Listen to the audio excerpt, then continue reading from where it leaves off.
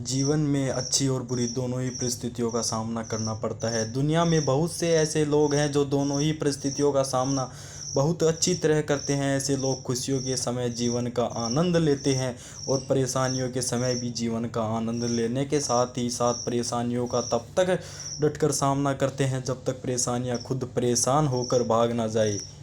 एक जंगल में बहुत से हिरण बड़े ही आराम से रहते थे। उन्हें जंगल में किसी तरह का भय नहीं था। एक बार किसी दूसरे जंगल से बहुत से जंगली जानवर शिकारियों के डर की वजह से उस जंगल में आ गए। अब वह जंगली जानवर रोज कुछ हिरणों को मार कर खा जाते थे।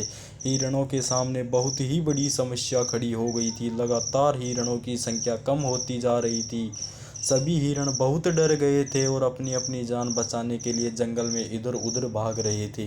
कुछ दिनों बाद जब हिरण उन जंगली जानवरों के आतंक से बहुत ज़्यादा परेशान हो गए हैं तो उन सब लोगों ने सभा का आयोजन किया। जंगल के सभी हिरण उस सभा में आए।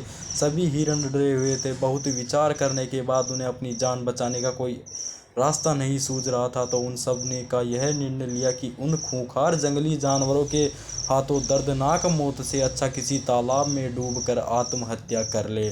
इस हिरन से बात के लिए राजी हो गए और आत्महत्या के लिए एक साथ बहुत बड़े तालाब की ओर चल दिए।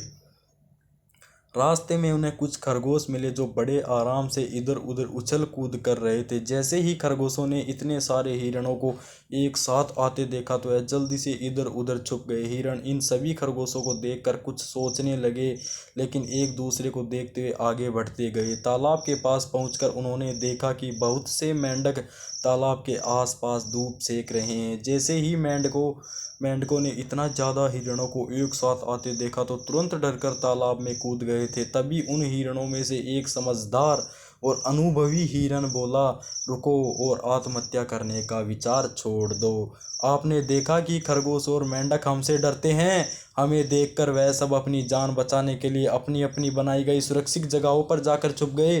जब वह हमसे इतने कमज़ोर होते हुए भी आत्महत्या नहीं कर रहे हैं तो हम क्या करें।